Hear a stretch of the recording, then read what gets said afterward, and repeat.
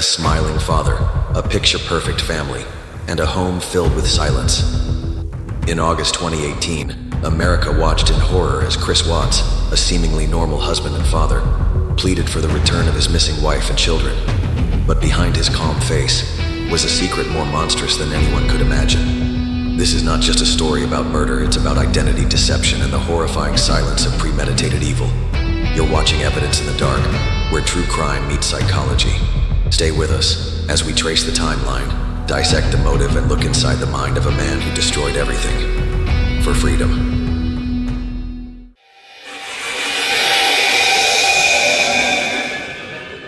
August 13th, 2018, 1:48 a.m. Shanann Watts returns home from a business trip. Her friend, concerned about missed messages, drops her off. That would be the last time anyone sees Shanann alive. 5:00 a.m. Chris Watts begins his day, not by making breakfast or getting ready for work, but by murdering his pregnant wife. According to his confession, it happened quickly. A fight led to strangulation, but the truth was far more deliberate. Then came the unimaginable. He wrapped Shanann's body in a sheet, loaded it into his truck, and placed his two daughters, Bella, 4, and Celeste, 3, alive, in the back seat. He drove over an hour to a remote oil site owned by Anadarko Petroleum where he worked. There, in a barren field soaked in oil and silence, he smothered both girls, one at a time. Bella, the eldest, begged for her life. And then, he placed their bodies inside oil tanks and buried Shanann in a shallow grave nearby. Chris Watts went to work that day like it was any other Monday. Chris Watts was not the kind of man you'd expect to commit a family annihilation. That's exactly what made the case so terrifying. Quiet, mild-mannered, no history of violence. He attended church, worked hard, had 2 beautiful daughters, and a 3rd child, Nico, on the way. Shanann posted frequently on social media, showcasing their seemingly perfect life.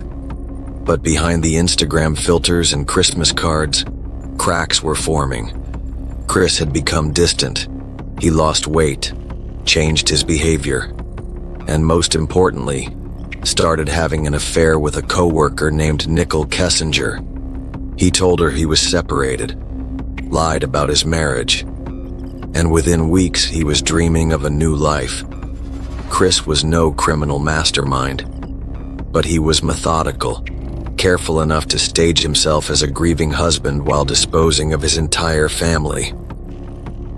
Family annihilators are rare, and they often fall into specific psychological profiles. Chris Watts fits what criminologists call the self-righteous annihilator. Feels trapped by life responsibilities, blames the partner for his own dissatisfaction, sees murder as a solution to restart life on his terms. But what truly disturbed psychologists was his emotional detachment. No remorse, no breakdown, calculated disposal of his children's bodies. He wasn't just removing obstacles, he was erasing his past. Experts also point to covert narcissism. Craves validation but hides under passivity. Bottles up resentment. When his ideal image collapses, he lashes out. Chris didn't rage. He didn't scream. He calmly planned, executed, and smiled for cameras. His behavior in interviews was chilling.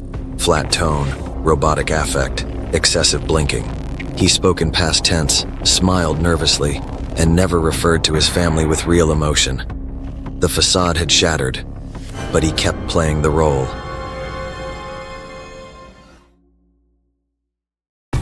At first, police were unsure.